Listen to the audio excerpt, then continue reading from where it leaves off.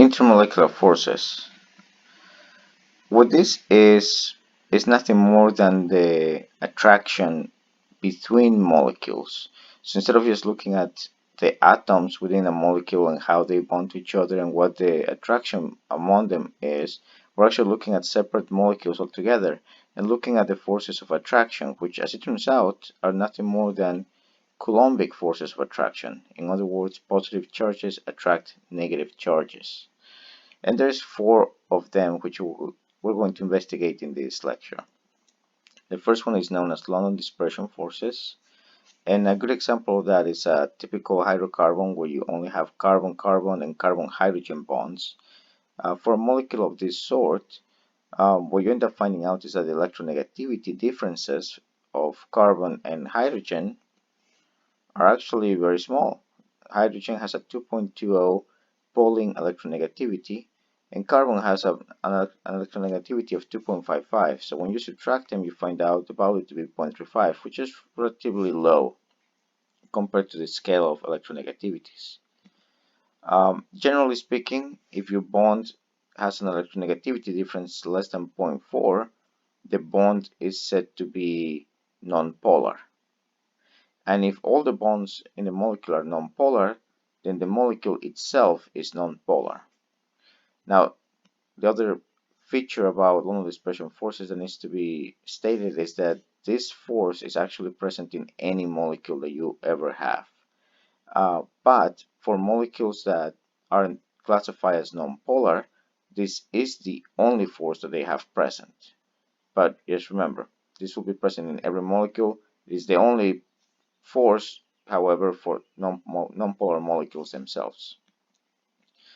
Alright, now if you start having molecules that do have polarity associated with them because the dipoles don't cancel out, molecules such as the one right here where you have a carbon-oxygen bond pointing upwards but there's no other oxygen bond going in the opposite direction, this overall molecule will be regarded as being polar.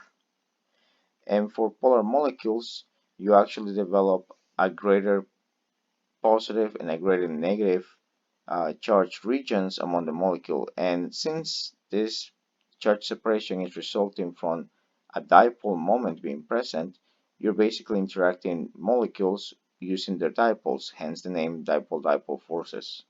Now let's take a look at the carbon-oxygen and the carbon-nitrogen electronegativities. If we look at the table, we see 2.55 for carbon, 3.04 for nitrogen, 3.44 for oxygen.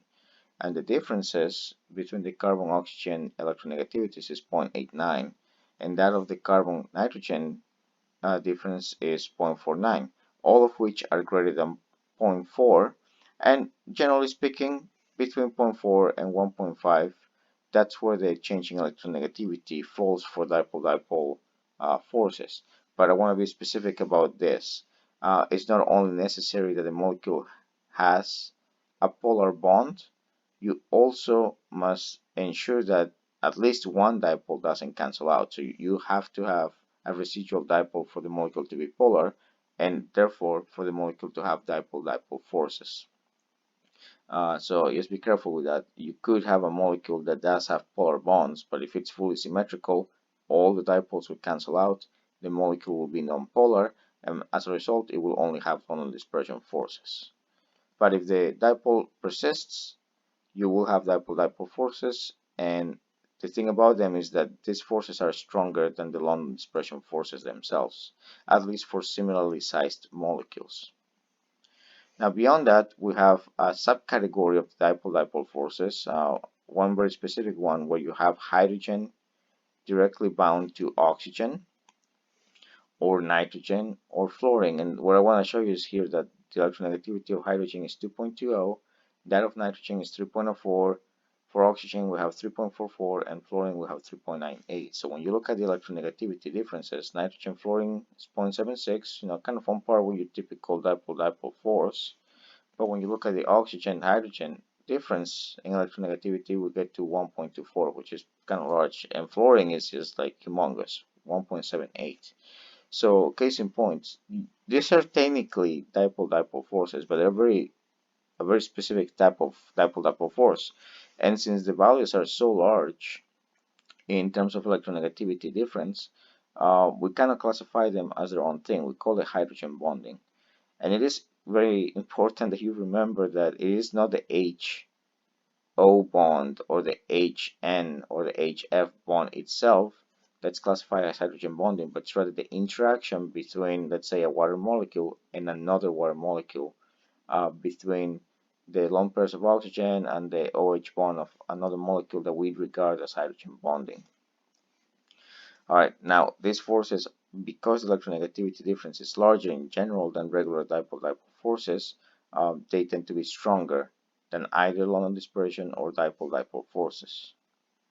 And then the last one is known as ion dipole forces, and these ones are actually stronger than the rest. Some people mistake ion dipole forces as being weaker than hydrogen bonding. That's not true, because unlike London dispersion forces, dipole-dipole forces, or hydrogen bonding forces, during ion dipole forces, you actually have ions that bear a full positive or a full negative charge. Whereas when you're talking about the dipole moment in a regular covalent molecule, you're talking about a delta plus, delta minus, which is yet a fraction of a full charge unit. So the fact that you have greater charges here and full charges means that your force of attraction is going to be even larger. So now here I'm presenting kind of like a typical drawing of a cation attracting the lone, the region of lone pair density of a covalent molecule. And over here for the anion, I'm showing how the anion interacts with the um, low electron density region, which in this case the hydrogen. So this right here, the dotted line kind of represents the intermolecular interaction, which if this, well, in this case actually that's a hydrogen bonding interaction really. But the ion dipole force is stronger by default because we're dealing with greater charges, right? So that will be the strongest force. And simply stated, as long as you have a dissolved salt in some covalent polar solvent, you're going to have ion dipole forces. All right, so just to show you a very rudimentary example, here is a single base pair of DNA. We have adenine. You guys might even remember seeing something like this in your previous exam. Basically, this right here is your adenosine unit, and over here we have one of the phosphate linkers of DNA. Now, in this molecule, there's actually a number of intermolecular forces present that help DNA keep its shape overall. First things first, notice that we have carbon-oxygen bonds, carbon-oxygen bonds, carbon-oxygen bonds. Each one of those is a polar bond, and they are not symmetrical molecules overall, so the actual dipole force persists. So there's a dipole-dipole force present in these molecules that helps to some degree dissolve these molecules in water. In addition, you have hydrogen bonding interactions, and as I was stating before, is the dotted lines that we do regard as hydrogen bonding.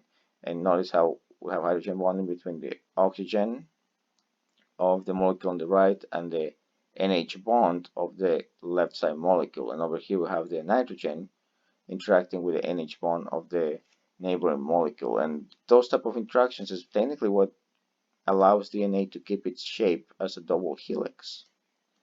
In addition, we have interactions between covalent molecules that have high electron density and metal cations, which is your ion dipole. And the cation could be magnesium, it could be zinc.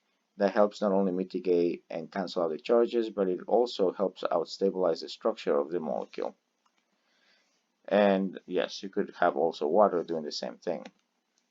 So altogether, these are the different interactions that a molecule can have that helps explain its stability, its structural features, and even some of the physical properties, as you will see in the next video.